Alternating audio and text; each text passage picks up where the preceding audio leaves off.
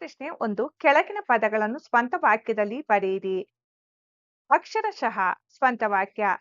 ನನ್ನ ತಾತ ಇಂದು ಮಳೆ ಬರುತ್ತದೆ ಎಂದು ಹೇಳಿದ ಮಾತನ್ನು ನಾನು ಅಕ್ಷರಶಃ ನಂಬಿದ್ದೆ. ಅದು ನಿಜವೇ ಆಗಿತ್ತು.